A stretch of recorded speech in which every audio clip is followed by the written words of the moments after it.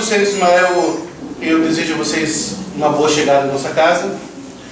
Hoje nós entramos no encerramento do ciclo de palestras de 2011, com a presença do psicólogo Dr. Mário Mas, que ele vem falar sobre o livro Reforma Íntima Sem Limites, do qual ele é profundo estudante. E o objetivo de hoje, com essa palestra, é dar um pouquinho de subsídios para as nossas férias. Férias, talvez, de atividades mais intensas no centro, mas não férias de atividades interiores e pessoais. A gente sabe muito bem que a todo dia de manhã ganhamos uma nova oportunidade de Deus, ao acordar, para modificar a nossa vida. Era o que Chico dizia: nós podemos reencarnar dentro de uma própria encarnação. E hoje, com a presença do Dr. Mas, eu acredito que nós vamos ter ferramentas para poder reencarnar dentro dessa mesma encarnação, através da reforma íntima. E para a gente poder ouvi-lo, eu vou pedir a todos que agora a gente se concentre, se interiorize, fechando os nossos olhos. Quem tiver alguma bolsa ou numa posição que esteja incomodando, pode se ajeitar melhor na cadeira. Porque toda atividade espiritual ou toda atividade doutrinária, embora a nossa doutrina não tenha rituais, é interessante que a gente traga uma convergência de pensamentos, que a gente monte uma sinergia, que a gente monte uma egrégora, ou seja, um conjunto de nossas energias individuais, criando num coletivo uma harmonia comum. Isso facilita a nossa compreensão, isso facilitará com certeza o Dr. Mas para nos trazer as informações que ele tem hoje. Isso facilitará os nossos amigos espirituais naquele abraço que a gente pede que eles nos dê todo sábado, que a gente já está acostumado a receber, que a gente começa agora a receber, nos acalmando os ânimos, nos relaxando daqueles problemas do cotidiano, que neste exato momento a gente pode deixá-los no bolso ou na gaveta. Agora, precisamos estar tranquilos, precisamos estar focados no que nós vamos ouvir. Então eu rogo à espiritualidade amiga que nos envolva com muito carinho, rogo aos nossos mentores e rogo aos espíritos presentes nessa reunião de hoje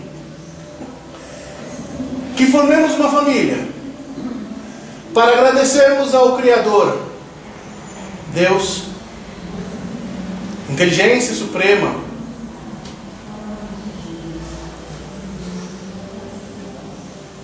que nos deu a perfeição do livre-arbítrio, da inteligência,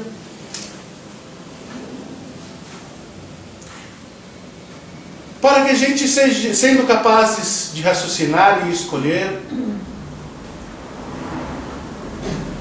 possamos tomar as melhores decisões do nosso dia a dia. E para nos trazer diretrizes, Jesus, há cerca de 2000 anos, veio nos trazer o ensinamento de amar o próximo como a si mesmo. E os espíritos, junto com Kardec, complementaram, dizendo que deveríamos nos instruir. Então, nesse instante, rogando o concurso dos amigos espirituais, nós vamos nos instruir, para aprendermos um pouco mais a amar o próximo e a nós mesmos. Obrigado, mestre. Obrigado, amigos espirituais. E vamos retornando lentamente para a sala novamente, abrindo os nossos olhos, para recebermos o Dr. Mas, que é psicólogo clínico, que tem um programa da Boa Nova, Desafios e Soluções, da qual eu convido vocês para escutarem. Deixo para ele dar a grade, porque a grade da Boa Nova é uma grade bem complexa. E o convido para ter a Obrigado. A oportunidade de nos falar. O senhor pode ficar em qualquer posição, o senhor se sentir à Acho vontade. que dá para enxergar melhor o pessoal. Isso. Né? Boa noite para todos juntos. Alô? Tá escutando aí? Dá para escutar? Tá ligado? Tá. Antes de mais nada, deixa eu colocar água aqui.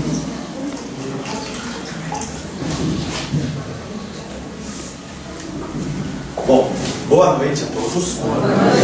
Eu agradeço o convite que recebi de estar com vocês.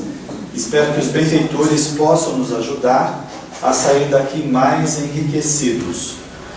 Uma vez que nós vamos falar de reforma íntima, tudo que nós precisamos para melhorar a personalidade que somos. Mas antes disso, o programa que eu faço está falando de comportamento constantemente, de espiritualidade. Então, quem não conhece a Rádio Boa Nova, que faz parte da Fundação Espírita André Luiz, é 1450 AM. O programa de quarta-feira eu falo de comportamento e obsessão espiritual. Eu tento entender como o comportamento pode afetar a pessoa de modo a gerar uma obsessão e como a obsessão também pode alterar o comportamento, gerando um transtorno. E o programa de sexta-feira, às 11 horas da manhã, eu falo de comportamento e espiritualidade, tentando entender a personalidade à luz do espiritismo e da psicologia, usando bastante os livros de Joana de Ângeles, que a proposta dela é fazer uma ponte entre a psicologia espírita e a psicologia junguiana. Então estão convidados. E você também pode entrar no site da Rádio Boa Nova, que é www.radioboanova.com.br, e assistir a programação dos últimos 12 meses. E quem for sócio da Rádio Boa Nova pode fazer download dos programas e escutar, passar para DVD ou CD ao seu bel prazer. Bem, para falar de reforma íntima,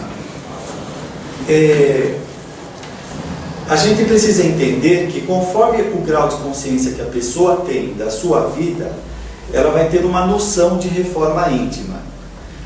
Quanto mais instruído uma pessoa tiver, mais conhecimento, ela tem uma visão mais ampla do que é esta reforma íntima. Imagina uma pessoa que tenha a sua vida encerrada basicamente nos aspectos fisiológicos da vida. O que vai ser reforma íntima para ela? Fazer plástica, mexer no nariz, tirar a celulite, pintar os cabelos. Reforma para ela é aquilo que é mais imediato, né? Aquilo que mexe com a sua autoestima no primeiro momento. Só que esta reforma é muito periférica, é dermatológica, né? Não atinge o cerne do ser, aquilo que vai mudar mesmo, aquilo que vai trazer satisfação, bem-estar, que vai mexer de uma forma dinâmica na personalidade. Portanto, quando no Evangelho segundo o Espiritismo se propõe aqueles dois ensinamentos, instruí-vos e amai-vos, nós precisamos nos instruir bastante para ampliar o grau de consciência que nós temos, para que nós tenhamos uma visão mais ampla de nossa vida, de nós mesmos e dos outros também, da sociedade. Porque senão a gente não sabe o que mudar. Aliás, é muito comum algumas pessoas ficarem indagando: mas espera, mudar o quê? Como mudar? O que eu faço? Então agora eu começo a ser boazinha para todo mundo? Eu começo a fazer oração todos os dias? É a mudança superficial. A pessoa ainda não percebeu que ela é uma mudança interna, no seu eu, né? E algumas pessoas ainda nem têm ideia desse eu. Aí a gente entra na área da psicologia. Algumas vezes nós estamos tão identificados com o nosso corpo, com o nosso ego, que nós achamos que a vida se encerra, se resume no ego, na ideia que temos de nós mesmos. E quando nós ficamos então mirados, olhando somente para o ego, nós esquecemos do self, que é o espírito, que somos nós como eternidade. Bem, mas falando dessa questão reforma íntima, como você se encontra na sua vida? Como que você está até hoje a partir desse momento que você começou a ganhar consciência, talvez depois que conheceu o Espiritismo, ou outros chamamentos da vida apareceram na sua existência, te chamando para acordar. Como que está a sua vida? Você está com as rédeas da sua vida nas suas mãos? Ou a sua vida está terceirizada? Não é? É o seu pai que toma conta, a sua esposa, seu marido, o centro espírita, os espíritos, o obsessor. Para quem você entregou a sua vida? É você que está com ele na mão, com as rédeas, ou alguém está cuidando? Aí a gente já começa a perceber que a pessoa que dá muito ouvido ao que todo mundo fala, ao que todo mundo sugere, ela tem algum conflito, porque ela não confia em si mesma para gerir a sua própria existência. Então alguém tem que fazer isso para ela, não é? E se a pessoa está nessa condição, o que vai ser reforma íntima para ela? Ela vai ter que ouvir de alguém ou vai copiar de um parente. Ela ouve alguma coisa numa aula, numa preleção, ela acha que aquilo é o resumo ou é a sugestão de mudança de comportamento, sem aferir se aquilo lá tem que ver com a sua existência, não é? Portanto, quanto mais nós vamos nos instruindo, mais nós vamos conhecendo a nós mesmos. Quais são os pontos nevrálgicos de nossa personalidade que precisam ser mudados? Quais são os pontos fortes que precisam ser fortalecidos, incentivados cada vez mais, para que a pessoa possa se valer, se utilizar disso que já foi desenvolvido, até para servir de motivação.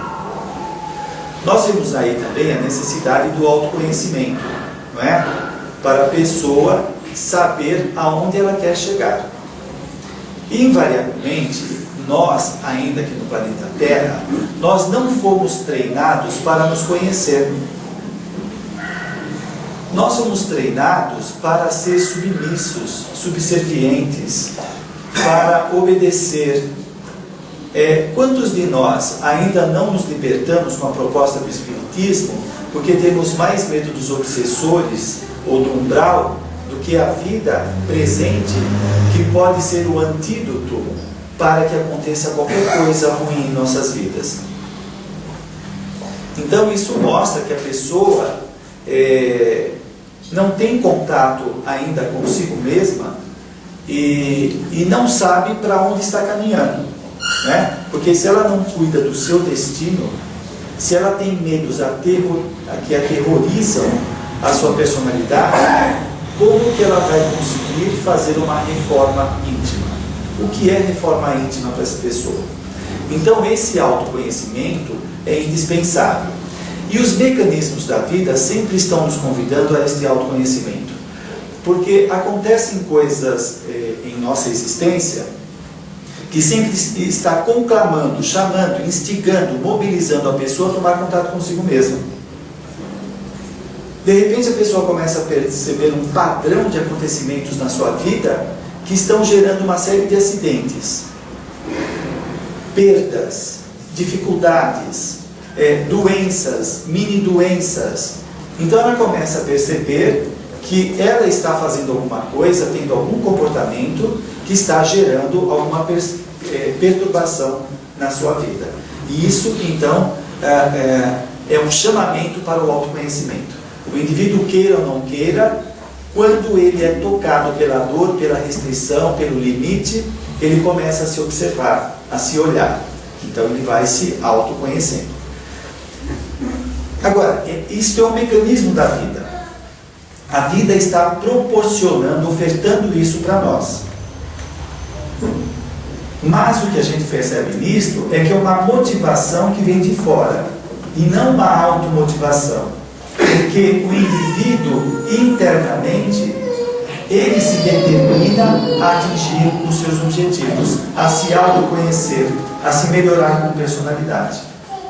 Então, invariavelmente vem de fora estas motivações, sem vir de dentro.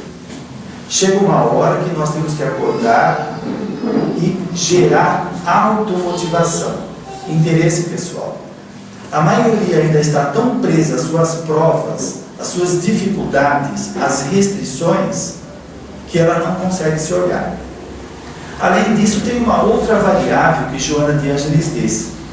O nosso ego recebe tantos apelos sociais que nós ficamos distraídos em atender esses apelos e deixamos de cuidar do principal, que é o self, o espírito, de atender às nossas necessidades reais. Então, enquanto estamos atendendo às necessidades falsas que a sociedade cria de forma ilusória na nossa cabeça, como se aquilo fosse imprescindível para a nossa felicidade, para a nossa realização, e nós vamos atrás disso e deixamos de cuidar do principal. Aí a gente cai na massificação, não é? A massificação compreende as pessoas que são impensantes, que elas fazem o que todo mundo faz. Então tem um psicólogo que ele fala da normose, que é a patologia do normal. Se nós estivermos aqui em 100 pessoas, 80 fumarem, nós achamos que fumar é normal. Nós validamos o fumo através do consenso das pessoas. Quantos comportamentos nós temos baseado no consenso? E a pessoa se justifica, né? Ah, mas todo mundo faz, qual o problema? É como se ela fosse autorizada a fazer uma coisa errada porque todo mundo faz. Qual o grau de consciência que essa pessoa tem sobre si mesma? Quase nada. Quase nada. Ela não tem consciência das consequências das suas ações que podem prejudicar o seu corpo. E aí vai ampliando essa visão de falta de autorrespeito, falta de autoconsciência para cuidar mais da nossa existência. Se eu simplesmente faço o que todo mundo faz, e nem sempre isso é o melhor para mim, então qual é a consciência que eu tenho da minha saúde, do meu equilíbrio? Mas como eu tenho um ganho secundário, ou seja, eu tenho um certo prazer de fazer aquilo que todo mundo faz, e por outro lado também, se eu tenho alguma culpa, eu vou diluir na multidão, porque todo mundo faz, então eu diluo a responsabilidade e eu tenho algum ganho com aquilo lá. Bom, todo mundo faz, qual é o problema? Quando o indivíduo vai ganhando consciência, aplicando aqueles instruídos do Evangelho segundo o Espiritismo, ele vai começando a perceber que ele é o gestor do seu equilíbrio, da sua saúde, da sua sanidade, enfim, da sua melhora pessoal. Que tudo aquilo que ele faz, que destoa dos seus valores, começa a gerar atritos, conflito na personalidade. E aí começa a aparecer as doenças, os limites, as obsessões, tanto a auto-obsessão como a heteroobsessão. Veja, de qualquer jeito, em última instância, tudo está concorrendo para acordar a personalidade, para ela despertar a dor, o limite, a restrição, as dificuldades, as pessoas complicadas ao nosso redor, as pessoas legais, tudo está contribuindo para a pessoa se conscientizar, se melhorar. Eu queria chegar na otimização dessa melhoria pessoal. Eu não preciso ficar dependendo desses mecanismos sociais ou mecanismos evolutivos e posso começar a otimizar nesse processo. Veja, não é que eu estou dispensando os mecanismos evolutivos, as leis da divindade, não é isso. Mas chega uma hora que nós temos que sair dos impulsos, dos instintos e começar a agir, a fazer escolhas pela inteligência e não pela impulsão e nem pelas emoções, mas pela inteligência, aquilo que é mais adequado ao meu processo evolutivo. Eu tenho que ter consciência disso e aí sim começar a otimizar, a melhorar o meu processo evolutivo. Olha só, essa reforma íntima, que seria uma melhora da personalidade, a gente poderia fazer a grosso modo, falar de dois modos dessa reforma íntima. Uma seria reformar, mexer, modificar, alterar alguma coisa para melhor o nosso comportamento. O outro lado, que eu vejo talvez como mais importante, é desenvolver os nossos potenciais. Desenvolver os nossos potenciais significa ampliar a percepção. Se eu amplio a percepção, eu enxergo a minha vida de modo diferente. Eu começo a perceber as coisas reais que eu preciso mudar. Porque nem sempre fazer essa mudança, ela vai trazer ampliação de consciência. O que a mudança pode fazer é alterar alguns comportamentos que são inadequados. Ou seja, se eu estou em contato comigo nesta reforma íntima e percebo que tenho comportamentos inadequados, eu posso trabalhá-los de modo a modificar. Por exemplo, se eu sou egoísta, o que eu preciso fazer para deixar de ser egoísta? Bem, além da conscientização de que isso é um estado primário de consciência, né, que está ali próximo do instinto animal, é eu começar a desenvolver uma qualidade oposta, que é o altruísmo.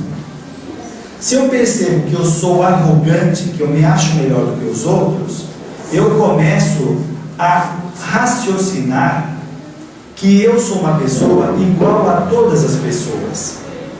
Eu começo a ponderar que as outras pessoas são essências divinas como eu sou. Né? Eu vou desmantelando aquele conceito que eu criei, tanto na vida presente como na vida passada, e vou adquirindo os comportamentos que eu quero. Então veja bem, quando a gente fala dessa reforma, nós temos traços de personalidades que são milenares. O que isso quer dizer? Que determinada característica nossa, nós estamos cultivando alguns séculos, alguns milênios. Isso está tão enraizado na personalidade que parece ser a própria personalidade. Por isso algumas pessoas dizem, eu sou assim, não vou mudar. Elas já se autorrotulam como sendo aquele traço de personalidade. Ela não percebe que é apenas um traço, uma característica, né? E por que ela tem aquele traço? Porque ela vivenciou várias vezes, ficou incorporado e faz parte do processo evolutivo, da dinâmica evolutiva. Ao mesmo tempo que em determinado momento, no seu processo evolutivo, aquilo foi importante, chega uma hora que ele se transforma, ele fica obsoleto, inadequado, ele não serve mais. Então, por exemplo, o animal, para defender a sua prole ou para conseguir a sua caça, ele precisa usar da sua força, da sua brutalidade, do seu instinto. Quando ele chega no reino hominal, ele não precisa mais tanto dessa agressividade, ele começa a usar a inteligência. Bem, mas nos primórdios da evolução, nós vamos incorporando esta brutalidade e tantas outras experiências. O indivíduo que teve várias vidas onde exerceu o poder, o prestígio social, o status, a beleza física, a feiura, tudo isso fica incorporado na personalidade. Depois, para tirar, é complicado, porque acontece um fenômeno chamado identificação. O que é identificação pela psicologia? Se você se identificar com um traço de comportamento do seu pai, por exemplo, seu pai é agressivo, e você se identifica com essa agressividade do seu pai, isso quer dizer que você começa a ter traços de agressividade. Essa identificação é um apego, é uma incorporação daquela característica. Muito bem, nestas várias experiências milenares que nós tivemos, várias experiências de todas as situações, condições sociais, raças, etc., nós nos identificamos com aquilo que tem a ver com as nossas tendências. E isso então passa a ser partes da personalidade, passa a ser parte temporária, não é a sua essência, ele se identifica. Muito bem, e isso nós vamos levando de uma para outra existência. Então, deixa eu dar um exemplo. Uma pessoa, numa vida passada, exerceu um cargo de poder, ou tinha muitos recursos financeiros, e ele se identificou com isso. E isso caracterizou a personalidade dele. Hoje ele reencarna numa situação paupérrima, difícil, onde talvez ele se propôs a reencarnar nessa condição para modificar aqueles traços que trouxeram muitos problemas para ele, muita diversidade, né? Então ele tinha poder e hoje está numa condição paupérrima, difícil, restrição, não consegue fazer faculdade, não consegue estudar nada. Mesmo ele tendo a sua profissão, a sua vida de restrição, interiormente ele se sente poderoso, arrogante, porque aqueles traços do passado estão presentes. Eu conheci uma pessoa que ela era uma advogada, e como advogada ela não teve sucesso profissional. Ela praticamente era uma auxiliar administrativa com a sua formação de direito. Na existência passada ela tinha sido uma juíza. E ela carregava ainda toda aquela energia, toda aquela arrogância. Não estou dizendo que todos os juízes sejam arrogantes.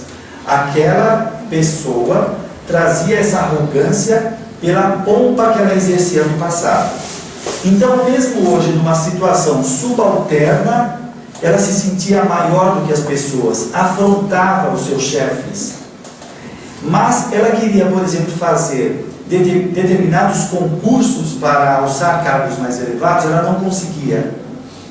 Dava um nó na cabeça dela. O que era esse nó? Eram as complicações que ela fez na vida passada que emergiam, vinha do inconsciente dela para o consciente. Então ela entrava em pane, ela não conseguia sair daquela situação. Ela não conseguia estudar, não conseguia exercer cargos de liderança, porque isso gerava muita confusão na personalidade dela. Então, é o passado se imiscuindo na vida presente. Ele começa a permear determinadas características nossas no presente. Isso acontece mais do que a gente imagina.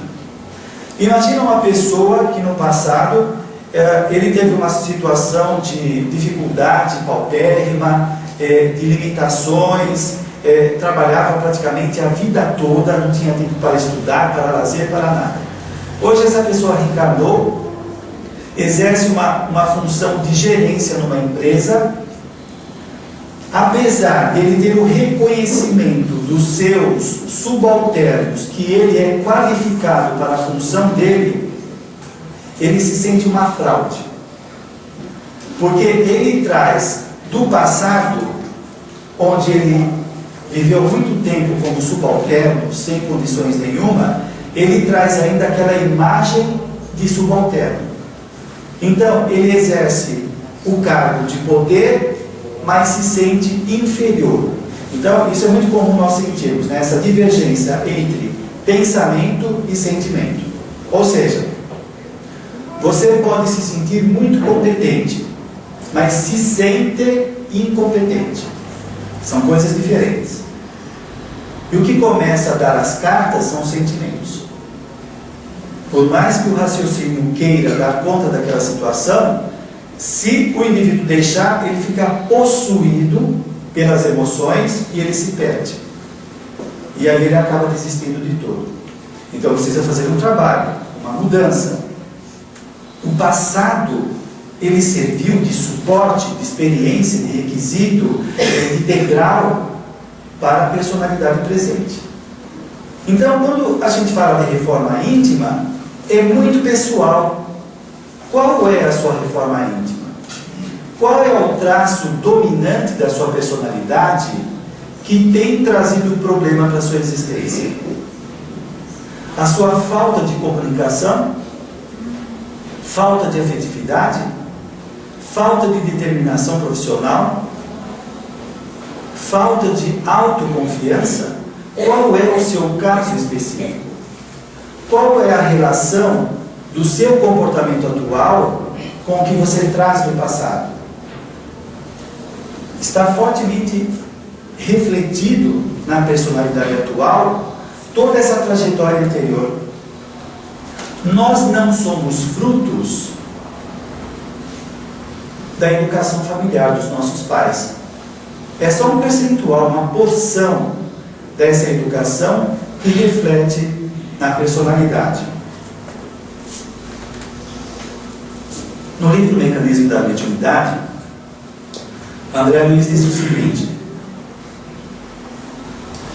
ele está tecendo comentários sobre hipnose, e ele fala que o lar é o mais importante centro indutor da Terra.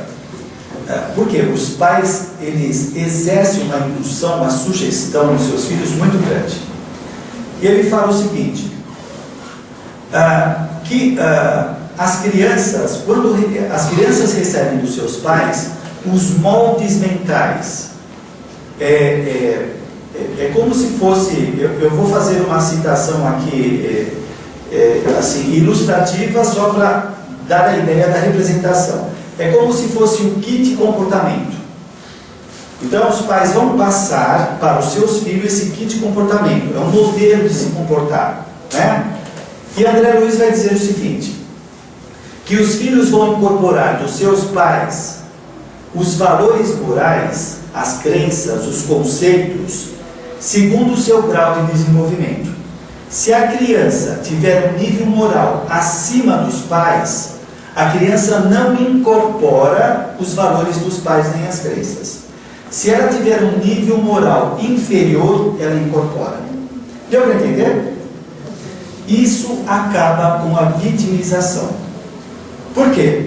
Muitas pessoas ficam se vitimizando, achando que sofreram porque o seu pai era frio, insensato, calculista, a mãe era uma déspota, brigava, tinha crises, e a pessoa fala, então eu sou uma pessoa problemática por causa deles. Não, você é uma pessoa problemática por falta de evolução, não é por causa deles. Eles te deram o que tinha para dar. Nós assimilamos de acordo com o nosso grau de consciência.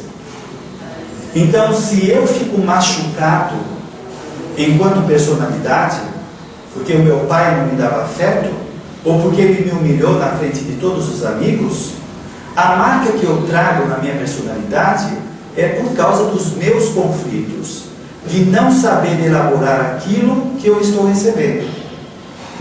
Porque se eu estou amadurecido, eu vou recepcionar aquilo que vem de fora através de vários filtros evolutivos. Eu vou filtrar tudo aquilo. E aquilo não vai me machucar. Que chato, né? Não dá mais para culpá-los. E agora? Então o negócio é o seguinte, então vamos libertá-los. Perdoe os seus pais. Eles fizeram o que podia ser feito.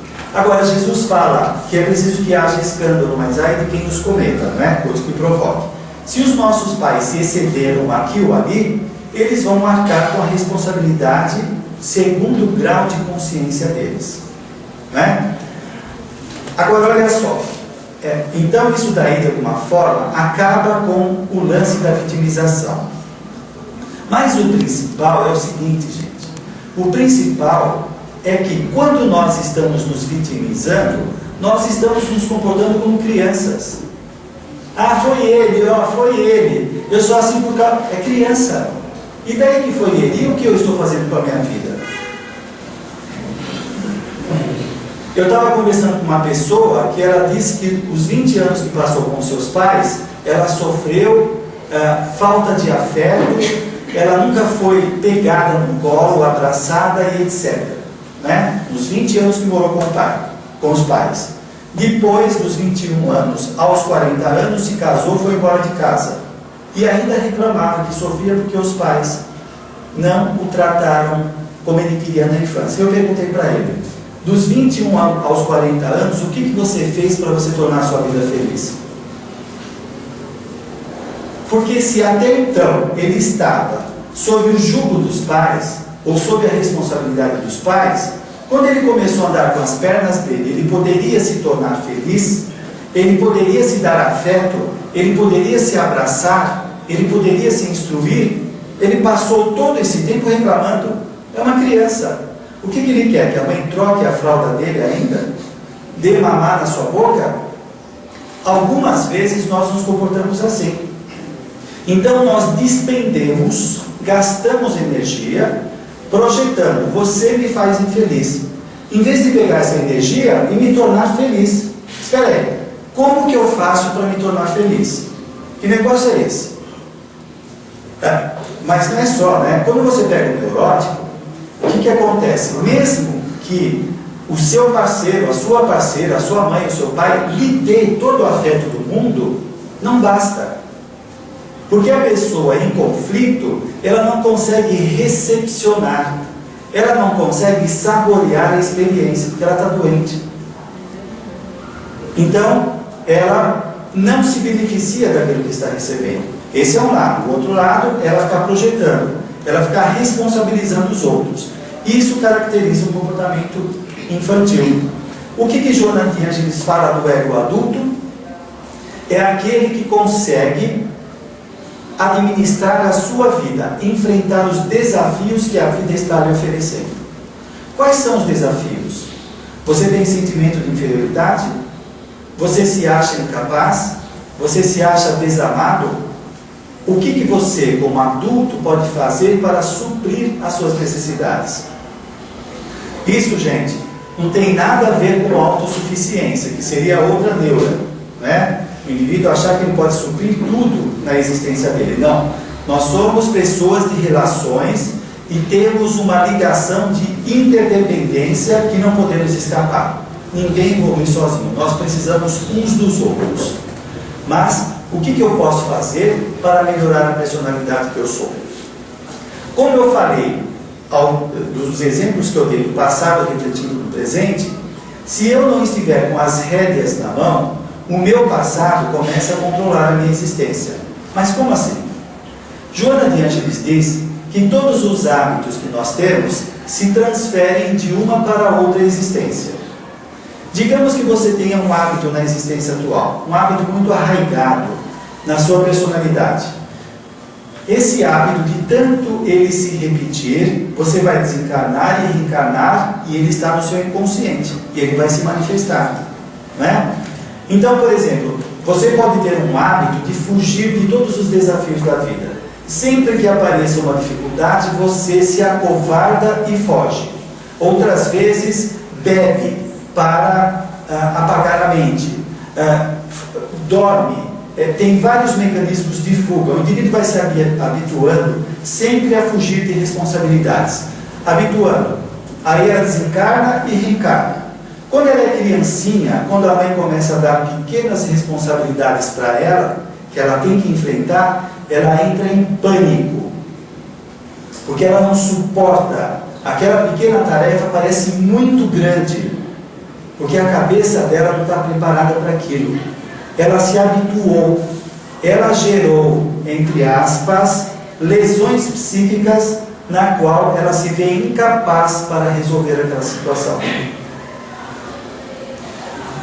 Do mesmo modo, os hábitos que nós estamos criando agora aqui, eles são os esboços do nosso amanhã. O que você está esboçando para o seu futuro? A gente poderia dizer que um homicida hoje, ele está esboçando um quadro psiquiátrico para a vida futura dele, ou neurológico. Ele vai ter transtornos graves, provavelmente vai precisar de medicamento para controlar as suas neuras, os seus pensamentos. Por quê? O homicídio que ele cometeu, se ele não foi justiçado, se ele não sofreu com isso, porque o sofrimento ajuda a tirar essa carga para fora, né? Se ele não tirou isso, o pensamento obsessivo da cena do crime fica se repetindo tanto na cabeça que isso ganha autonomia dentro da cabeça. Ele não precisa ficar lembrando para esse pensamento obsessivo estar girando na cabeça dele. O filme fica passando incessantemente. E aí a gente vê onde nasce a paranoia, a sensação, a percepção ou delírio de que as pessoas estão atrás dele, a polícia está chegando, o barulho que aparece aqui do lado é alguém que está perseguindo ele, porque aquelas imagens perturbadoras desequilibrou a personalidade. Então, o que nós estamos esboçando para o nosso futuro? aí essa necessidade do autoconhecimento para que a gente trabalhe de forma correta naquilo que é essencial na personalidade e não naquilo que é secundário, dispensável, supérfluo, não traz nenhum, não agrega nada na personalidade. Por isso nós precisamos saber. Eu vou fazer reforma íntima baseado em quê? O que eu quero mudar? Eu quero mudar o que todo mundo muda? Eu quero ser bom. O que é ser bom? Qual é a ideia de bondade? Nós temos uma ideia. Eu não quero cair aqui em filosofia, ficar nessa loucura, mas é assim, para você, para a sua vida, para a sua história evolutiva, o que é importante? O que você quer mudar? O que precisa ser melhorado? A grande terapia transformadora que a gente deixa passar desapercebido, porque o ego, ele não atenta sobre isso, porque o ego está ligado, focado nessa enxurrada de informação que a sociedade traz para nós, junto com as tendências que nós trazemos interiormente. Então há um casamento entre as tendências interiores, os apelos interiores, junto com essa enxurrada de informação, que pode divergir bastante da necessidade real, aquela que muda a personalidade. Então, a grande terapia já começa na formação do grupo familiar. Se foi programada a nossa reencarnação num grupo que tem vínculos em comum, que precisam ser acertados, se eu fujo desse grupo, eu vou mexer no quê? Pois é nele que estão as pessoas difíceis, que eu preciso exercitar as minhas qualidades. E algumas pessoas dizem, o óbvio, é truísmo, mas lá fora eu consigo me relacionar com as pessoas, eu sou afetivo, consigo cumprimentar. Eu chego em casa, ninguém me cumprimenta, ninguém abraça, só tem briga, reclamação, mas é lá que é a prova, não lá fora. Por isso que é difícil. É lá que tem que ser enfrentado. Lá no bar com os amigos, no boteco, tomando cerveja, ou seja lá o que for, lá é fácil. Porque está todo mundo narcotizado, todo mundo voando, cheio de fantasias, ilusões, só que não está tomando contato com outras realidades, com as necessidades reais, que precisam ser trabalhadas. E é nesse laboratório que nós vamos treinar tudo que nós precisamos. Talvez nós tenhamos que treinar aí a paciência de tolerar um marido difícil, uma esposa complicada, um filho perturbado, um parente difícil, E como que eu vou exercer essa capacidade? Eu vou treinar essa qualidade junto com essa pessoa, porque eu também sou um problema para ele, ou para ela. Então é aí que nós vamos treinar melhor aquilo que precisa ser desenvolvido. Porque olha só, gente, para algumas pessoas essa reforma íntima ainda está muito pintado, está muito cheirando a egoísmo, a egocentrismo, a ficar voltado só em torno de si mesmo. Então o indivíduo se reforma, tá bom, eu quero melhorar minha autoestima, quero ser uma pessoa sociável, ela começa a se trabalhar. E fica por aí. Dentro da perspectiva evolutiva, não basta. Allan Kardec diz o seguinte: não basta não fazer o mal, é preciso fazer o bem. Se eu quero melhorar a minha personalidade, eu não posso mexer somente no meu aspecto pessoal, eu tenho que fazer o bem também. Então, por exemplo, eu vejo um diferencial da proposta do Espiritismo, da psicoterapia, que é o seguinte: a pessoa vai fazer psicoterapia, vai trabalhar o seu comportamento, as emoções, as suas ideias, ela vai se observar mais, e desse modo ela pode mudar vários ângulos da sua personalidade, mas isso não basta. E muitas vezes ela promove essas mudanças, mas ainda existe uma inquietação, existe um vazio, existe a sede de alguma coisa que ela não consegue explicar. E o que é isso? É falta de fazer o bem. Porque, só para encerrar, falta de fazer o bem por quê? Quando eu começo a fazer o bem, eu começo a gerar karma positivo. Karma positivo significa que eu posso começar a gerar merecimento em minha vida.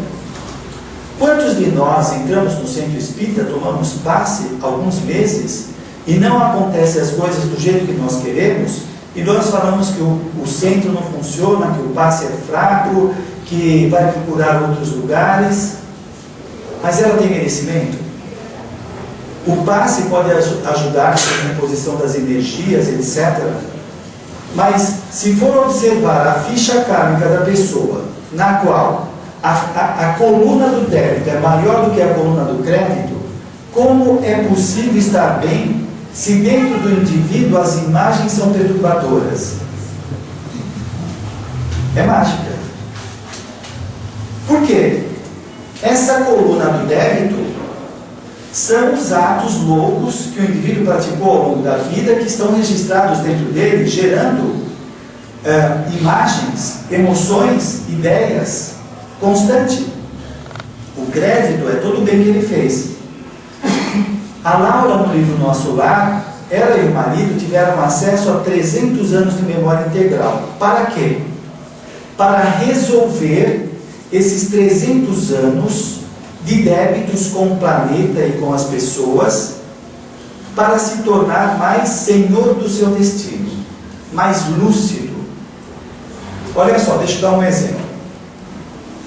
Se você na infância passou por uma situação muito traumática, muito difícil, um abuso, um desrespeito, marcou a sua personalidade. Passou o tempo, você mais ou menos esqueceu aquilo lá.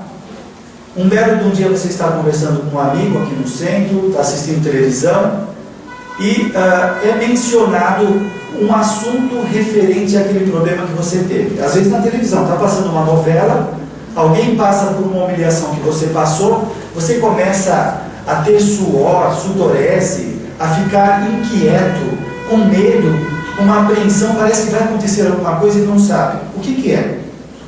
Aquilo que estava inconsciente foi acionado. E aquela carga de emoção veio para fora. E aí desestabiliza a personalidade. Muito bem.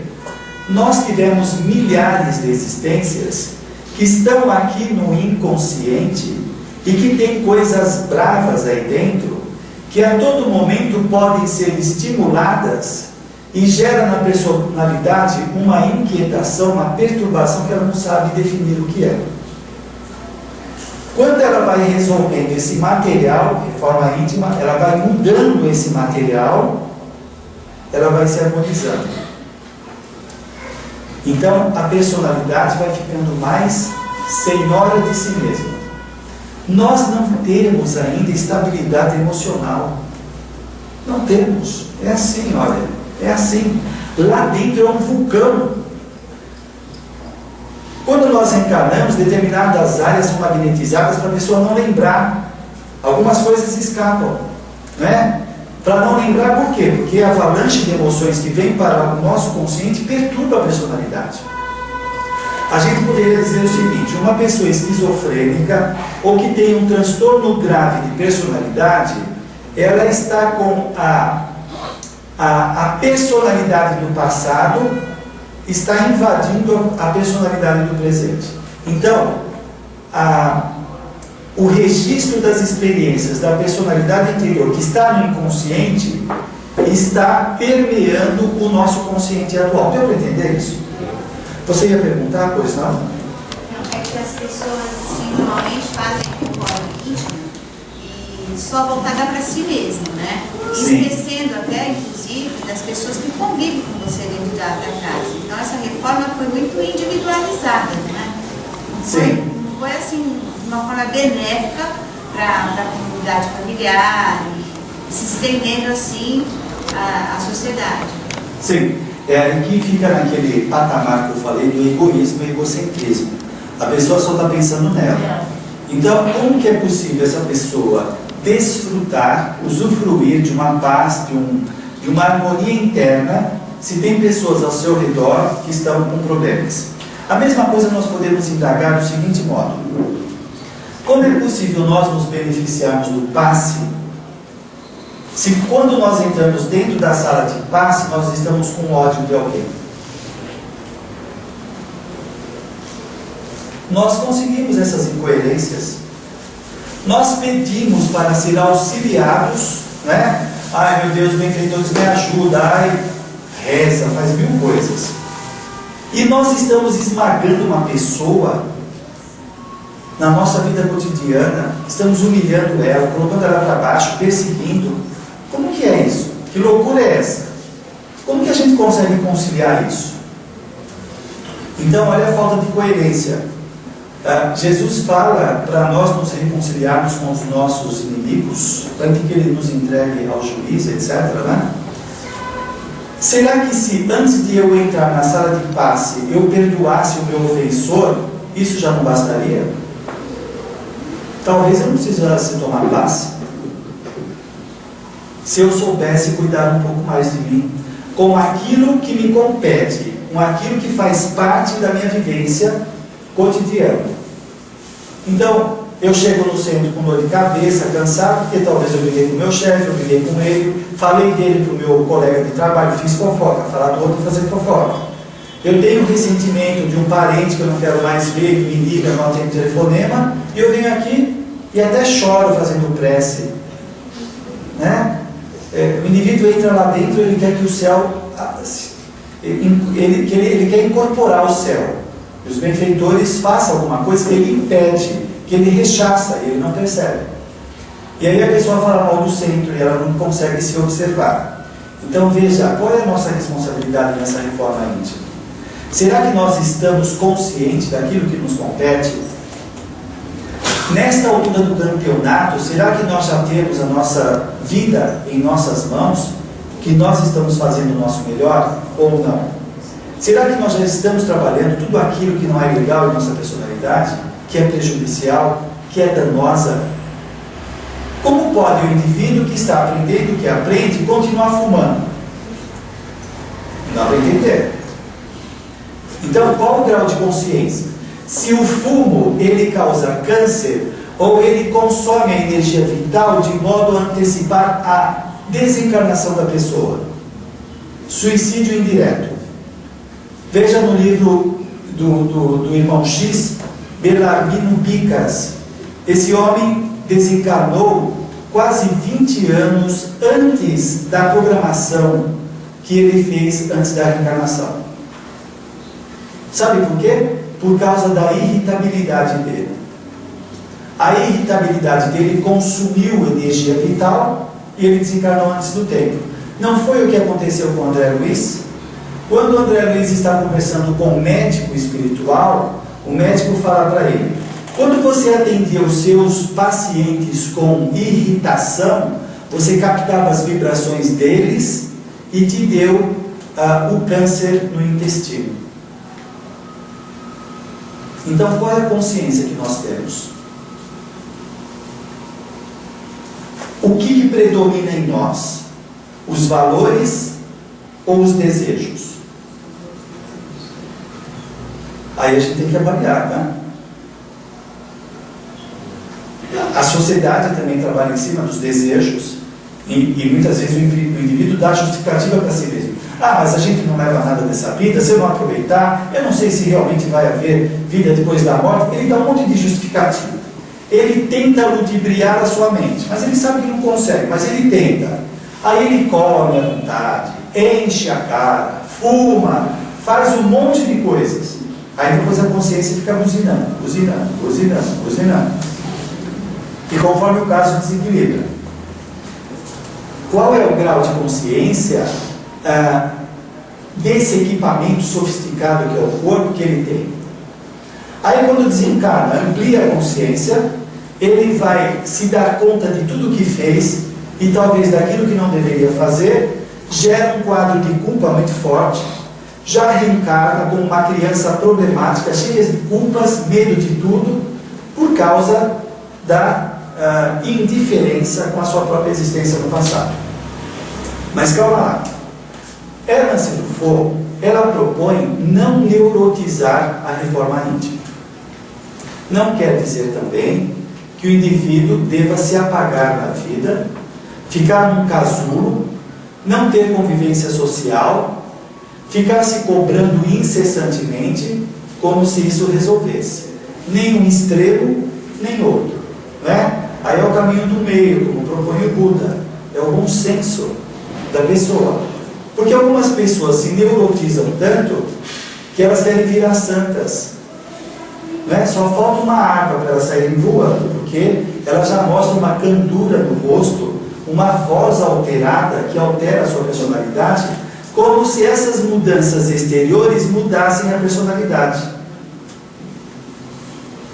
É um comportamento hipócrita, artificial. Nós temos que ser aquilo que nós somos. Isso não quer dizer que eu deva ser grosso com os outros se eu sou irritadiço. Eu devo controlar as minhas emoções. Mas eu não posso me alterar. Eu não posso me fingir de humilde quando eu não sou, nem de bom quando eu não sou. Não é eu incorporar ou treinar ou ter um comportamento de bondade que me torna bom. Não tem nada a ver uma coisa com outra. Algumas pessoas confundem. Então elas confundem humildade com autoanulação. A pessoa se apaga, se faz de coitadinho, nossa, eu não sou nada, como se isso fosse humildade. É autoanulação, é neurose. Humildade é uma virtude. Autoanulação é um tormento. É uma confusão, é uma bagunça dentro da cabeça. Onde o indivíduo, ele cai no que Herman Sidufo chama de auto-inaceitação. Ela não se aceita. Aí ela começa a se criticar demais, critica tudo que faz, se cobra excessivamente, que tinha que fazer 1000 coisas, por exemplo, trabalhar todos os dias no centro espírita. Não tem problema trabalhar no centro espírita. O lance é o seguinte: qual é a intenção? Qual é a intenção dela? O que ela quer com isso? Ela quer trabalhar no centro espírita para fazer o bem ou para fugir da sua vida? E aí Herman Sidufo pega pesado nisso, né? Pesado no bom sentido. Eu acho muito legal a posição dela. Quantas pessoas nós encontramos no centro espírita que são amargas, rudes, intransigentes? Como que fica isso? A pessoa não se resolveu pessoalmente e vai levar os seus tormentos para os outros no centro espírita. Outro dia, 2 vezes nós fomos no centro, eu e a Sandra. Nós estávamos entrando no centro, uma mulher falou: espera aí, entra na fila. Tá bom. Só faltava o chicote na mão. Então a pessoa que se propõe a fazer o bem é rude com os outros. Eu costumo dizer o seguinte: às vezes uma pessoa nem precisa, vamos pensar isso de forma figurativa, né? Às vezes a pessoa não precisa nem fazer desobsessão. Se ela é bem tratada na entrada por uma pessoa simpática, isso muda tudo. Ela se sente acolhida, amada. E quando a pessoa está angustiada, qualquer aperto de mão, qualquer olho no olho, é uma grande terapia. Aí chega, pega uma pessoa mal-humorada, não olha nos olhos, fala de forma rude, é impaciente. Uma pessoa me procurou, ela tinha feito o trabalho de desobsessão no centro espírita, fez tudo, aí continuou, obsediada, voltou no centro espírita, levou uma bronca da dirigente, e aí a dirigente se encheu de psicologia. Isso daí é falta de vontade sua, você tem que ter decisão para você afastar esse obsessor. A pessoa estava mal, estava quebrada, saiu de lá pior, aí teve que buscar terapia. O Divaldo fala que ficou 40 anos com o obsessor, e nós queremos afastar em 6 sessões? Não é que tem um número específico. O lance é o seguinte: é escutar, é ver o problema da pessoa. Cadê esse amor?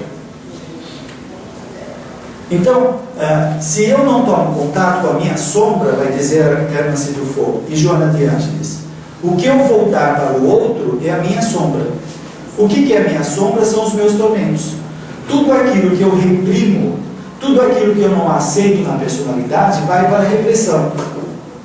Isso que está reprimido vai aparecer na minha relação com as pessoas. Por exemplo, eu nego a minha sexualidade. Por quê? Porque eu sou um espírita santo, não posso pensar em sexo. Aí eu reprimo a sexualidade. Aí o que acontece? Eu me torno um moralista. Aquilo que foi reprimido não desapareceu. Está na minha cabeça, me atormentando, eu só penso em sexo, e o meio de apagar esse sexo é sendo rígido, moralista. Olha a roupa que essas mulheres vêm do centro, olha que coisa absurda. Olha a camisa aberta daquele lá, é um moralista. Aquilo que foi reprimido vai aparecer. Se eu sou invejoso no centro espírita, e eu nego a minha inveja, e eu estou na sala de desenvolvimento mediúnico, e o amigo do lado faz uma psicografia super legal, como que eu vou expressar minha inveja? Isso daí é animismo. Isso é animismo. Não é possível uma pessoa, no primeiro ano, no segundo ano, escrever uma coisa dessa. A minha inveja vai se expressar em forma de crítica ácida em cima dos outros. Onde eu quero chegar? Tudo aquilo que não é conhecido em nossa personalidade, ele vai transparecer de uma forma ou de outra.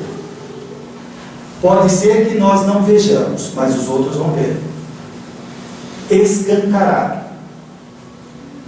E a pessoa, na autoilusão, ela pensa que está tudo certo. Não, é que eu trabalho para o Cristo, eu quero fazer o bem.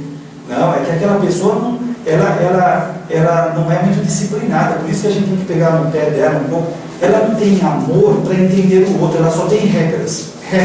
Tem que ser assim, assado, cozido. Por que ela não tem amor? Porque ela está atormentada. Então ela não sabe dar amor. Então será que nós trabalhamos isso dentro de nós? Tomamos contato com os nossos tormentos? Tomar contato com os tormentos pessoais não é se autoflagelar, autossubestimar e por aí afora. É tomar contato. Contato com o quê? Bom, eu sou egoísta. Eu sou invejoso. Eu sou irritadiço. Eu vou começar a trabalhar isso. Quando eu chego perto da pessoa, a pessoa começa a falar, eu começo a ficar irritado, eu falo comigo. Para, calma, se acalme. Escuta a pessoa. Eu vou me trabalhando. Se eu não faço esse trabalho, eu extravaso aquilo que acontece aqui dentro. E aí não há mudanças. Que reforma íntima? Então olha como é importante. Quanto mais nós vamos tomando contato com esse mundo interno, vamos trabalhando, nós vamos saindo dos tormentos, das restrições. E aí, Joana de Ângeles fala que quando nós vamos amadurecendo, nós vamos enxergando as coisas com mais realidade. As coisas vão tendo mais nexo, mais sentido. Algumas coisas nós não conseguimos alcançar por falta dessa lucidez. Você já dirigiu um carro em dia de chuva que embaça todo o vidro? Será que só comigo acontece isso? Com vocês também. Quando liga o ar-condicionado, não limpa tudo? Muito bem, aquele embaçado, imagina que são as nossas confusões. Não dá para ver direito. Por mais que esteja escancarado à nossa frente, há uma distorção cognitiva que não consegue apreender aquilo lá. Quando vai havendo lucidez aqui, eu começo a enxergar com mais clareza, as coisas têm sentido. Aí a gente começa a cair naquilo que Hamed diz constantemente, Joana de Ângeles. Joana de Ângeles diz num livro dela, quando a pessoa começa a amadurecer, ela começa a perceber que tudo está certo. Tudo está certo. O ego, ele não consegue perceber que tudo está certo, por causa da angústia, da cobrança, do perfeccionismo, etc., do condicionamento social. Quando ela diz que tudo está certo, não quer dizer que nós devemos permanecer nessa situação ad eterno. Mas nós reencarnamos no grupo certo, na condição social, no corpo certo, tudo isso. Mas eu posso trabalhar todas essas questões, modificá-las na medida do possível. Mas eu não vou brigar a priori, eu não vou ter um apriorismo na minha cabeça, uma ideia antecipada de que tudo é uma droga, tudo está errado, por que eu entrei nessa? Não, você entrou nessa porque está tudo certo, porque foi programado. Então eu já não vou brigar com isso. Eu vou tentar consertar o que dá para consertar. E aí eu vou trabalhando essas questões. Aí sim eu começo a caminhar para o correto, o mais certo. Eu vou aproveitando melhor a minha existência. Então, essa ideia de tomar contato com a nossa sombra é indispensável, sem se autopunir, se diminuir e por aí afora. É reconhecer quais são, a gente pode chamar também de qualidades negativas. Nós temos as qualidades negativas e as qualidades positivas. Qualidades negativas: insegurança, medo, egoísmo, raiva, etc. Qualidade positiva: amor, fraternidade, determinação, criatividade, racionalidade e por aí afora. Então eu vou trabalhando essas qualidades negativas, é o que Joana de Ângeles chama de autoenfrentamento. Eu tenho que enfrentar isso. Gente, o passe não muda a personalidade. O passe não muda egoísmo, vaidade, medo, insegurança. Ele só mexe no nosso corpo, no perispírito, e pode mexer um pouco no psiquismo, o indivíduo se sentir mais entusiasmado. Mas o que vai predominar são os padrões de pensamentos. Este é algo que eu tenho que fazer, este enfrentamento. Mudar esses aspectos da minha personalidade, não é? E quando eu começo a mudar, como diz Joana de Ângeles, começa a haver mais lucidez, eu começo a enxergar melhor as coisas. Se eu começo a enxergar melhor, eu aproveito mais a minha existência. Eu começo a viver mais, a ser mais feliz. Imagina o seguinte: nós estávamos falando há pouco da ficha kármica, né? No livro Ação e Reação, o benfeitor fala bastante dessa ficha kármica, como ela funciona. Quando nós geramos karma positivo, nós estamos gerando merecimento. Tem uma frase muito comum entre nós espíritas que diz assim: nós estamos onde merecemos, não é isso? Já ouviram isso? Joana de Ângeles diz: nós não estamos onde merecemos, porque ainda não merecemos. Nós estamos onde necessitamos. Porque se nós merecêssemos, nós estaríamos em condições melhores. Quem merece teria um casamento melhor, teria filhos melhores, teria profissão melhor, teria um corpo melhor, teria várias condições melhores.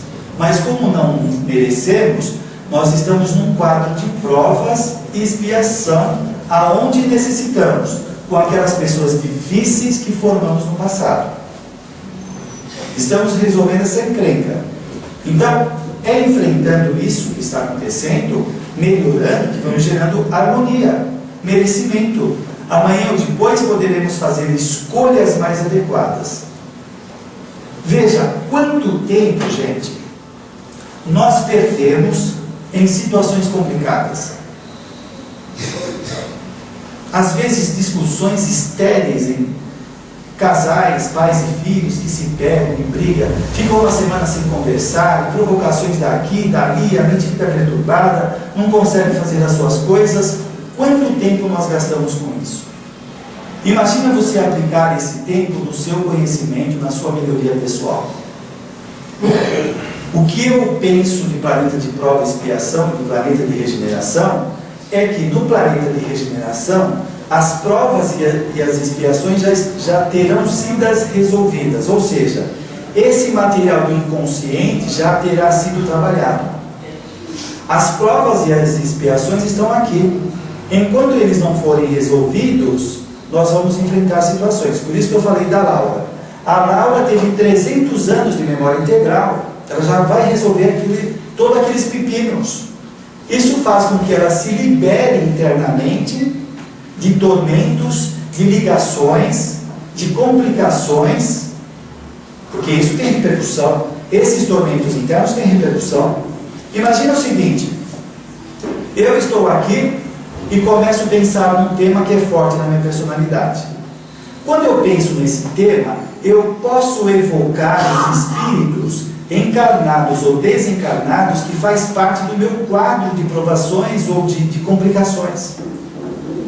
Eu evoco, esse espírito aparece, começa a me perturbar, me perguntar, aparece em sonho, ou aparece mesmo como encarnado, porque isso não foi resolvido. É a tal da sincronicidade. As coisas começam a se arranjar e a gente vai atraindo situações e pessoas complicadas. Por que tem pessoas que atraem tantos acidentes? Porque ela é boazinha? Ou porque ela é azarada? Ou porque ela fica enchendo a cabeça dela de bagulhos mentais, brigando com todo mundo, provocando, é inquieta, insubmissa às leis de Deus? Então ela fica gerando problemas. Quando não, é o próprio inconsciente. Imagina o seguinte: nós temos, acho que já acabou, não é? Sim, acabou, pode continuar. Sim. Ah, sim. Pode não, né? Eu tenho um sensor chamado de horário. Então, olha só, no livro Ação e Reação, eles contam o caso lá, Sabino. Esse espírito há 1000 anos, onde ele reencarna, ele era motivo de desgraça, de perturbação. Ele provocava homicídios, abortos, engravidava as mulheres, mexia com a polícia para atender os seus interesses, enfim. Ele era uma pessoa problemática e perturbadora. Nesta encarnação como Sabino, até o capítulo do livro chama débito congelado. Se ele reencarnou como Sabino num corpo cego, surdo e paralítico. O corpo é uma prisão, é uma cadeia. Para quê? Para essa cadeia impedir que ele dê vazão aos seus impulsos destrutivos. Há 1000 anos ele vinha praticando esses crimes. Se ele recebesse um corpo sadio, o que ele ia fazer? Quebrar tudo, arrumar mais problema e gerar mais karma no processo de crescimento dele. Esse corpo prisão tinha a finalidade de impedir que ele desse vazão aos seus impulsos. Os impulsos eram controlados, porque o corpo não obedece, é uma cadeia. Depois que ele passasse por essa experiência, ele iria resgatar os débitos dos 1000 anos que ele praticou contra a humanidade, né? Aí imagina como que vai ser complicado esse resgate. Muito bem. Então, aí nós vemos a bênção da espiritualidade ajudando o indivíduo a conter esses impulsos para que ele não gere mais karma negativo dele. Todas essas pessoas que estão enredadas no destino dele, de alguma forma têm vínculos. E são as pessoas difíceis que vão aparecendo ao longo da vida. Pessoas difíceis, chefe complicado, déspota, pessoas desequilibradas que entram no convívio familiar dele, imagina. Então, quem são as pessoas que fazem parte da nossa trama evolutiva? O que nós estamos fazendo? Quando a gente vai resolvendo toda essa encrenca, nós vamos nos harmonizando. Nós vamos atraindo pessoas mais interessantes, pessoas criativas, determinadas, pessoas bondosas, pessoas que têm o ideal, que têm a sua conduta diferenciada, que anima, que traz energia. O que nós estamos atraindo ou não para junto de nós? Isso que está acontecendo conosco agora é o resultado das escolhas anteriores e do que fazemos agora. Portanto, se nós temos consciência disso, nós poderemos mudar. Agora, não amanhã. Mudar agora não é mágico, né? Eu já sou bom, não. É decisão. Eu quero mudar, chega. Eu vou ficar sofrendo até quando? Ou você quer ainda mais algumas expiações? Quer nascer como uma criança problemática? Você já pensou que coisa horrível? Sabe aquela criança que se enfia embaixo da cama, não consegue ver ninguém? Que já tem pânico antes de se desenvolver? É uma criança que foi um adulto anterior cheio de problemas. Então, se hoje eu esboço o meu futuro, eu posso começar a ser uma pessoa bacana, socialmente, eticamente, né? Respeitando as pessoas, fazendo bem, sem ser fanático, para começar a construir traços de personalidade construtivos, como nós vemos com muitas pessoas, que não tem barreira para elas. Aí já começa a inverter os valores. O valor crescimento, o valor amizade está acima dos valores de interesse, da estética, das coisas baixas, que não tem tanta importância. Então, por exemplo, só para finalizar, acho que falta 1 minuto, né? 1 minuto. Naquele livro Transição Planetária, quando o Manuel Filomeno de Miranda fala daqueles espíritos que vêm de outro planeta para o nosso, eles são de tal forma moralizados que eles não se corrompem, eles não se vendem, porque o valor vida para eles e progresso está acima de tudo.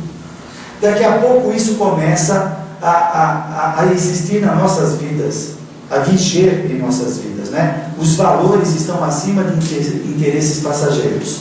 E aí a gente começa a mudar, a aproveitar melhor as nossas vidas. Então vamos acreditar, todos nós somos centelhas divinas, nós temos patrimônios, como diz Militão Pacheco, nós temos patrimônios enciclopédicos dentro de nós. Então vamos aproveitar para fazer o melhor. Muito obrigado.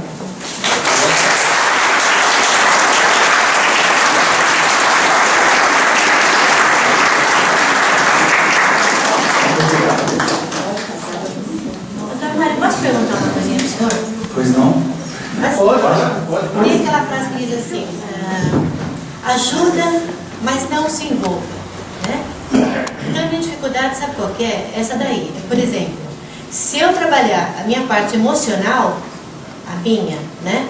Então eu não vou me envolver com aquela dificuldade do outro, certo? Quer dizer que eu tenho que trabalhar a minha emoção. Quer dizer, se eu vejo alguém sofrendo na minha frente, e às vezes eu fico até meio impotente de não poder ajudar mais, né? Então aquilo me incomoda, sabe? Eu acho que falta um ajuste. É um ajuste, né? É, um ajuste. Olha só, a psicologia fala da empatia. Empatia é você se colocar no lugar da pessoa, mas não ser ela. Você tem que conservar a sua personalidade para você poder ajudá-la. Se colocar no lugar é entender o que está passando com ela, as suas dores, se comover, mas não se comover de forma emotiva, desequilibrada, que você vai assimilar as cargas energéticas dela, as vibrações, e vai ficar doente, aí não ajuda. Imagina um cirurgião que vai fazer a cirurgia e começa a chorar em cima do paciente. Coitado, tem que cortar ele. Não dá, né? Então, esse equilíbrio é aprendido, e nós precisamos aprender. Porque se você estiver legal consigo, você ajuda muito mais a outra pessoa. As suas energias, as suas vibrações são mais saudáveis do que aquela que está cheia de medo, de angústia, de sofrimento de ver a outra pessoa. Aí não funciona. Deixa a pessoa pior, né? Sim. Temos mais uma pergunta. Como é que a gente resolve nossos conflitos inconscientes se a gente não consegue entrar em contato e saber o que são eles, quais são eles? Certo. Olha, você veja, aí eu costumo dizer o seguinte: nós não fomos treinados na nossa sociedade a tomar contato conosco. Quando se fala de autoconhecimento, pouco se conhece, poucos livros têm a respeito, né? Nós fomos treinados, mas eu vou falar uma coisa muito interessante. Nós fomos treinados nos últimos 1000 anos a olhar as coisas de fora. Ela diz que será nesse milênio que nós vamos fazer a interiorização e tomar contato conosco. Agora veja, você vai percebendo por vários detalhes. Allan Kardec fala isso também. Para você conhecer coisas do passado, observe as suas tendências, suas características. Tem vários traços, várias características que vão denunciando, sinalizando esses aspectos pessoais, né? Aí a introspecção, você refletir como que você lida com uma pessoa difícil, uma pessoa complicada. Por exemplo, quando eu estou com uma autoridade, eu sinto medo. Então você tem que pegar o medo e trabalhar o medo. Quando eu estou perto de uma pessoa humilde, eu cresço na frente dela. Então tem um lado déspota seu que precisa ser trabalhado. Aí a gente começa a entender que as pessoas, a sociedade, são os meios de nós nos conhecermos. O Adão Mato fala uma coisa muito legal, que o nosso obsessor é o nosso personal trainer. E a gente poderia estender e dizer que todas as pessoas que fazem parte da nossa vida são nosso personal trainer. Por quê? Quando você chegar perto de alguém, você sempre vai ter uma reação emocional daquilo que você sente por ela e do que ela evoca em você.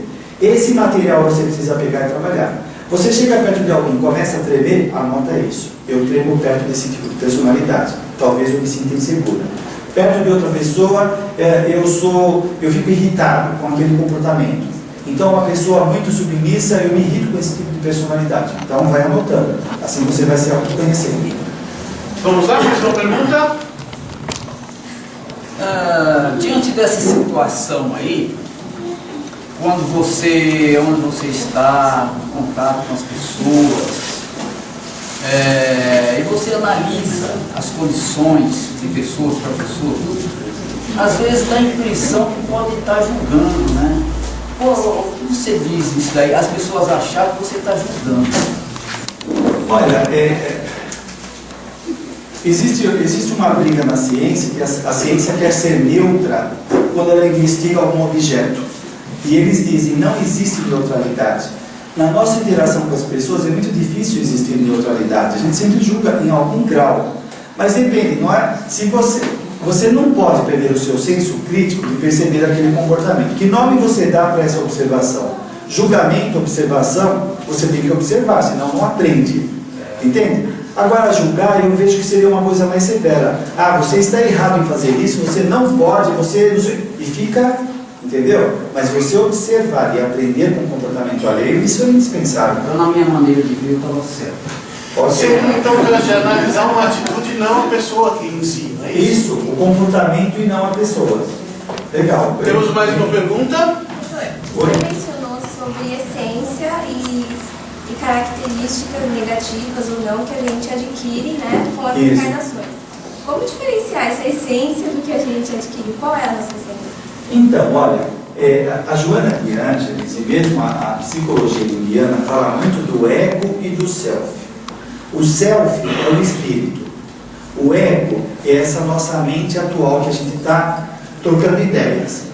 Esse ego, ele foi formado a partir do momento que nós nascemos. Tudo que a gente aprendeu compõe esse ego. Então, a gente tem um modo de refletir a vida limitado por causa dos condicionamentos sociais. Que a gente aprende só coisas materialistas, coisas passageiras, tal. Então, este é o ego, né?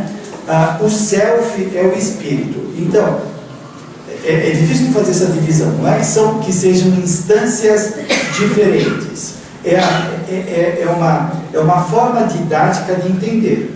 Porque a nossa mente atual era limitada. Uma parcela da instância superior do próprio self. Uma parcela, exatamente. O espírito, no self, está, por exemplo, a programação reencarnatória, os nossos desafios, as propostas, o planejamento, tudo isso que de vez em quando vem na nossa consciência, que brota aquelas ideias, eu tenho que fazer isso, aquilo, inspiração, aspiração, várias coisas vão brotando. Agora, o que acontece? Nós também, aqui no ego, nós temos vários papéis sociais, e a gente costuma se identificar com os papéis. Então, por exemplo, nesse momento, o meu papel é de palestrante. O papel dele é de filmador, de filmar. Nós temos vários, tem o papel de passista, etc. Nós, muitas vezes, nos confundimos com os papéis. Né? Nós achamos que somos esses papéis. Então, por exemplo, uma pessoa pode achar que ela é poderosa por causa do papel de diretora que ela exerce numa empresa. E ela acha que ela é poderosa por causa disso. Então, ela reduz a sua essência àquele papel passageiro. Outras pessoas se confundem com o papel de pobreza, papel de feiura, papel de beleza, etc. E nós achamos que somos aquilo. Nós somos mais do que tudo isso. Esses papéis são temporários, transitórios e eles são adaptativos. Servem para a gente interagir com a sociedade. Mas nós não somos eles. A essência é mais do que tudo isso. Não sei se deu para responder. Mais uma? O que o senhor acha quando a gente diz que aquilo que incomoda no outro é aquilo que a gente tem que trabalhar na gente mesmo? Invariavelmente é assim. Seria a psicologia assim. chama de projeção. Porque se aquilo tivesse resolvido dentro de você, não chamaria atenção aquilo que o outro está fazendo. Certo? Lá no fundo, Posso dizer que determinados comportamentos psicossomáticos são reflexos de reencarnações anteriores, por isso que às vezes eu me saboto em determinadas coisas? Pode, sem dúvida. Psicossomático, na personalidade, porque, veja, a perturbação está dentro do inconsciente, que ele reflete no nosso consciente, né? E vai alterar o nosso perispírito, o corpo físico, sem dúvida. mais alguma pergunta? Vamos lá? Pois não? De que forma a gente pode controlar essa irritabilidade diante da personalidade de certas pessoas? Então, olha, essas certas pessoas, elas estão sendo seus benfeitores, entre aspas, porque ela está sinalizando uma irritabilidade incontrolável nesse momento. Então, depende do que você diz para você mesma, você pode se autorizar ou não ser irritada com ela, depende do que você diz para você. Você pode dizer para você também, entre outras coisas, bom, chega de me fazer doente por causa dessa pessoa. Eu estou adoecendo, estou perdendo o equilíbrio, porque toda vez que eu vejo ela eu fico irritado, então eu estou perdendo o equilíbrio. Porque não adianta mudar, não dá. Tem gente que quer mudar o outro, né? Ah, você me deixa assim, isso é projeção. Não, eu fico assim por causa da pessoa, por causa das coisas que eu penso a respeito dela. Então aí é um controle seu, que não é repressão, a gente não pode confundir. Repressão é você fingir que não fica irritada. Entendeu? Não, eu amo você, nossa, eu gosto tanto de você. A gente vê muito isso, né? E a pessoa está odiando, isso é repressão. Então tomar contato. Eu fico irritado com esse comportamento, me desconcerta, mas eu vou começar a trabalhar. Eu vou começar a ver os valores dessa pessoa, vou dizer outras coisas da minha cabeça, preservar a minha saúde, assim você vai mudando. Só completando a pergunta dela, seria um processo alérgico psicoemocional em contato com a pessoa? Sim. O corpo reage. Você veja, não é necessariamente a pessoa em si, mas é nós, é a nossa personalidade, né? É claro que quando a gente está diante de uma pessoa provocadora, tiradora de sarro, desrespeitosa, aquilo causa algo. Mas está causando porque eu ainda não estou ajustado nessa área. A hora que eu tiver, aquilo não vai me desequilibrar. Porque você imagina que a gente pode sair fora do corpo e fazer assistência nas trevas. O espírito aparece cheio de provocações, irritado, bravo, xingando. Se eu entro no clima dele, pronto. Você ficou lá. Eu fico lá. Então vai chegar a um estado de equilíbrio pessoal que aquilo não perturba mais a gente. Percebe? Temos mais uma? Pode fazer.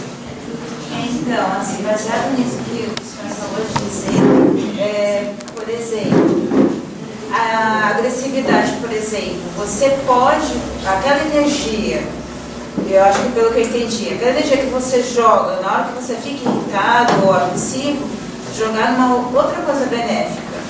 Então, assim, para diminuir a ação, por exemplo, a agressividade, jogar numa coisa que, aquela agressividade que você tem com o outro, você ter em você, para você tomar uma decisão, para você ter uma outra atitude. Depende, porque assim, quando você fala jogar em si mesmo, você pode somatizar. Então eu me encho de raiva e aquilo começa a alterar minhas células. Então, isso pode ser uma bengala. Por exemplo, eu posso jogar bola, eu posso fazer Cooper, eu posso fazer alguma coisa que eu extravase essa energia. Mas tem que chegar um momento que eu decodifico a provocação do outro de forma mais sadia, mais homeostática, né? Eu não preciso mais de bengalas. Então, aquilo que o outro fala, ele já não tem repercussão. Porque olha só, se eu for muito melindroso, se eu for muito suscetível, tudo que os outros falam me machuca. Quando eu vou consertando esse melindre, aquilo que o outro fala não me machuca mais. Além do que, eu vou treinando discernimento, eu vou avaliando com mais clareza aquilo que vem do outro. Eu já não dou tanta importância. Não é que eu despreze a pessoa, mas eu sei medir, eu sei qualificar a coisa. E eu tenho mais autoconsciência de que realmente eu sou e não exatamente aquilo que me impõe a ser. Sim. Eu não fico na mão do outro, porque senão o obsessor não faz isso com a gente. O obsessor sabe qual é a nossa fraqueza, chega no nosso ouvido e começa a falar. Nossa, você ganha pouco nessa empresa, né? Nossa, todo mundo recebe promoção, só você que não, né? E aquilo é um problema para a personalidade. Pronto, aí ela sai de lá no robô, já vai encher a cara, já provoca o chefe, sem nada acontecendo externamente que justifique aquilo. Mas o obsessor pegou o nosso ponto nevrálgico.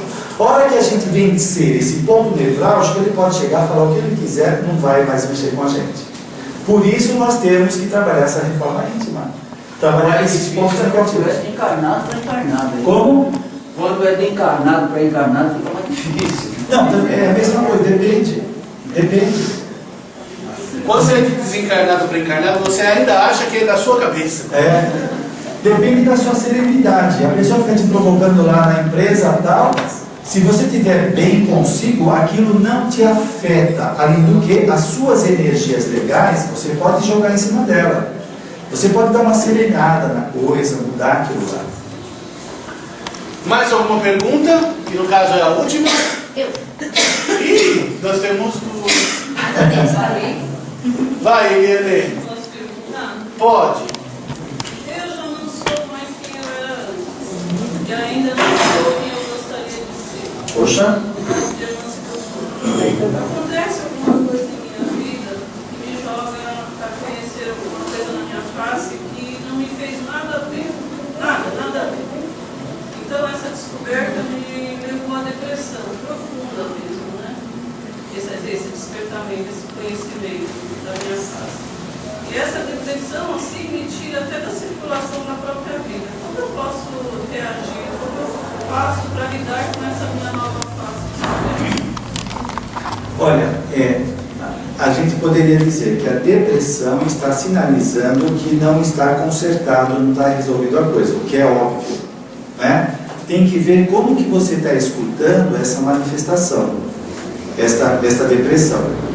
O que você tem dito para você que dá manutenção a essa depressão? Se você fez uma revisão de algo que aconteceu, que levou você à depressão, tem que ver que revisão foi essa. Talvez tenha que fazer uma outra revisão. Tem que ver também o apego ao passado. Isso do ponto de vista psicológico. A gente não esquece que a própria Hermance Truffaut fala da depressão induzida, que alguns espíritos ficam soprando na nossa cabeça culpas na qual a gente entra num estado de autoanulação, autodesvalia. Porque já que a gente tem uma culpa, então fica fácil de avaliar que nós não temos valor, que nós merecemos sofrer. Tem que ver o que está enroscado aí para você sair disso, não é? Então trabalhar o lado psicológico e espiritual também. Vai, Graciete. Você já fez uma. Ela não fez. Assim, não, a minha é bem rapidinho. Eu trabalho com uma pessoa. Essa pessoa, as outras vão trazendo coisas e falando, fulano falou disso de você, fulano falou isso de você, fulano falou isso de você. Eu cheguei a essa pessoa e de certa forma eu bati de frente com educação para não, porque são cargos hierárquicos, eu posso, né? E simplesmente eu falei assim, essa pessoa não vai mais me perturbar. Eu não vou mais dar atenção para ela. Eu simplesmente não dou atenção, não cumprimento, não falo e eu me sinto bem assim. Eu tô certa? Não sei. Você sabe. Eu me sinto bem assim. Eu não... Olha, essa avaliação eu acho que é um pouquinho complicada. É complicada, né? Porque assim, você tem casos no qual a separação é necessária. A reencarnação faz isso com a gente. Se a gente não se dá muito bem, aí na programação reencarnatória, eles podem me colocar lá no Amazonas e você lá no Rio de Janeiro, como parentes. E de vez em quando a gente fala por telefone, você é tal pessoa, tá? Para ver uma certa aproximação, porque se a gente estiver junto, a gente se pega. Então, a terapia da distância é importante. Agora, tem que ver se isso que você está fazendo agora é uma fuga ou é a estratégia mais adequada. Para mim é uma estratégia, porque a pessoa, quando chega perto de mim, causa aquilo que o senhor falou, me irritava profundamente. Ou você se irritava com ela? Eu me irritava. Então, quando você fala que ela te irrita, é como se ela jogasse uma porção de irritação em cima de você. Isso. Quando você percebe que você se irrita, tem algo dentro de você que não sabe lidar com aquele tipo de personalidade. Então é algo dentro de você. Porque enquanto você não resolve isso, vão aparecer outras pessoas que vão despertar isso em você. Entendeu? É, por exemplo, a questão do preconceito. Não adianta eu afastar a pessoa que é o motivo do meu preconceito. Vai aparecer outra. Eu tenho que trabalhar o meu preconceito. A hora que isso for resolvido, estas pessoas não causam mais esse tormento que eu sentia. É bem o processo obsessivo onde você afasta o obsessor, mas você não afasta o problema. Não, continua, permanece. Bom, até gostaria de deixar mais perguntas, mas eu não posso. Infelizmente nós estamos com um horário estourado. Eu agradeço ao Dr. Márcio e já adianto que vai ter contato para próximas oportunidades. Obrigado. Tá, para o ano que vem. E eu gostaria que vocês entendessem o seguinte: o Centro Espírita Ismael, ele está numa busca constante para a gente desenvolver dentro aqui da casa novas possibilidades. Então esse ano a gente começou com o projeto das palestras e a gente deu um novo formato a elas. Tanto nesse novo formato, em outubro a gente contou a questão da realidade da criança e a gente falou que a criança é um espírito milenar, que é tudo aquilo que o Dr. Márcio estava querendo mostrar para a gente. Que essa nossa personalidade atual, ela está dentro do que nós somos, e nós somos mais que isso. E por sermos mais, nós podemos vencer toda aquela dificuldade que a gente encontra na personalidade atual que nos incomoda. Em novembro agora, nós estudamos o princípio inteligente, que nada mais é do que o produto que gera tudo isso. Eu sou um espírito, sou eu que ajo e reajo. Não é a matéria. Se eu não tomar consciência disso, eu vou achar que o problema está fora de mim, quando na verdade, muitas vezes ele está dentro. Para o ano que vem nós vamos continuar com esse projeto, mas nós fizemos um projeto um pouquinho anterior para janeiro. Janeiro nós não vamos parar com as palestras, ter o período de férias natural que geralmente tinha. Nós vamos ter um outro formato. Nós vamos começar a discutir temas com a ajuda de audiovisual, com a ajuda de leitura, com a ajuda de livros, e discutir. Então, no período de janeiro, até antes do carnaval, quem puder, quiser, estiver interessado, compareça no horário da palestra. Vamos estar aqui num grande grupo discutindo coisas que foram trabalhadas hoje.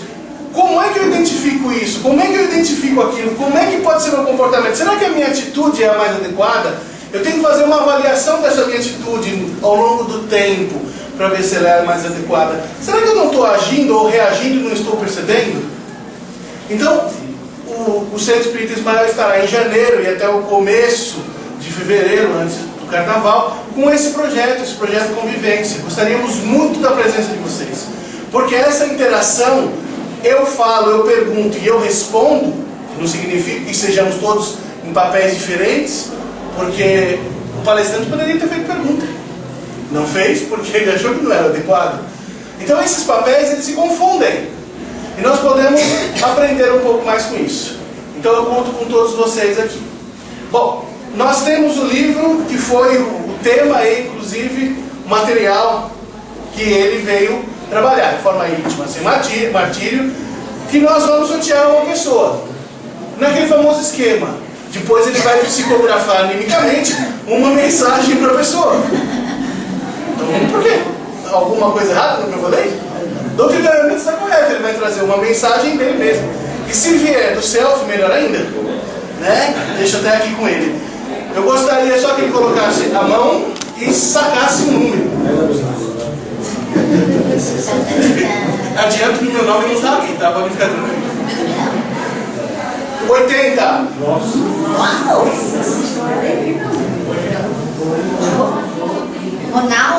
Ronaldo Manzaro. Então, ao final, eu vou pedir que você venha até aqui à frente para pegar o livro que vai ser dedicado a você, ok?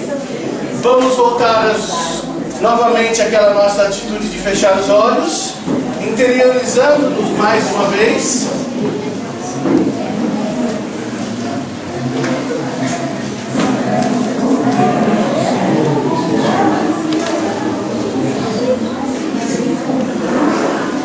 vamos nos interiorizando, entrando em contato com o mais profundo do que nós mesmos somos, da nossa porção espiritual mais profunda, e entrando em contato de novo com os nossos amigos da espiritualidade, sentindo o abraço aconchegante que eles nos dão, em harmonia, em tranquilidade, para que, formando novamente essa energia comum entre todos os presentes, possamos doá-la na forma de vibrações, na forma de benemerência àqueles que estão necessitados. E as necessidades, elas podem ser físicas. Pode ser uma pessoa que hoje está doente, ou que veio a desencarnar recentemente. Todas essas pessoas precisam também entrar em harmonia com a sua porção física e romper os laços, inclusive, muitas vezes, dessas porções físicas. Vamos então vibrando amor e harmonia aos doentes. Vamos vibrando amor e harmonia a esses recém-desencarnados. Aproveitemos para colocar nesse rol de vibrações aqueles desencarnados de muito tempo, familiares ou não, que às vezes a ponta da saudade nos traz a memória. Vamos vibrar em harmonia e lembrando essa amizade, desejando que aquele espírito esteja em condições mais agradáveis, rogando o apoio e o concurso dos amigos das esferas superiores em protegê-los. Sabemos que André Luiz recebeu muito de auxílio daquelas poucas pessoas que ele atendeu e que não tinham recursos, que às vezes lembravam deles nas preces. Podemos fazer a mesma coisa. Vamos também em contato com a espiritualidade, vibrar pelas pessoas que estão com problemas emocionais, com problemas psicológicos, com problemas espirituais, que se sentem angustiadas, que têm dúvidas a respeito de o que e como fazer, que muitas vezes se sentem no fim da linha, sem enxergar um passo, sem enxergar uma nova oportunidade. Que os amigos da espiritualidade os intuam com muito carinho, sussurrem aos seus ouvidos sempre esperança em um caminho adequado a essas pessoas. Que os conforte nos momentos de crise e que eles jamais deixem de ser socorridos pela espiritualidade. Vamos rogar também em favor daquelas pessoas que estão segregadas de nós, porque o comportamento delas hoje não é o adequado para a nossa sociedade. Sabemos que são espíritos ainda em processo evolutivo e que muitas vezes o que elas oferecem para nós é o que eles têm de melhor, mas que estão numa condição espiritual, num patamar do progresso ainda um pouco distante do nosso. Vamos rogar que a espiritualidade nos ampare fraternalmente e propicie que eles retornem ao nosso congresso, convívio, que retornem conosco de uma forma mais harmônica, que a gente volte a ser uma sociedade integral, sem a necessidade de segregações ou de punições.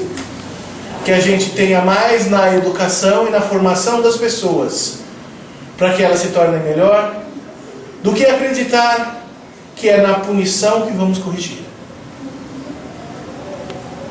Por fim, vamos rogar aos espíritos amigos que com a nossa vibração nos envolvam, para que nós, ao sairmos daqui, nos tornemos como se fossem velas, ainda que com uma luz tão pequena, mas a iluminar os caminhos por onde a gente passe, iluminar as pessoas com quem a gente tenha contato, poder entrar numa harmonia com as pessoas que ainda não são desafetos, ou nossos, ou que nos causa desafeição. que essa energia que agora a gente recebe se torne produtiva dentro de nós, como aquela semente do girassol. De uma semente tão pequena se produz tanto depois da flor.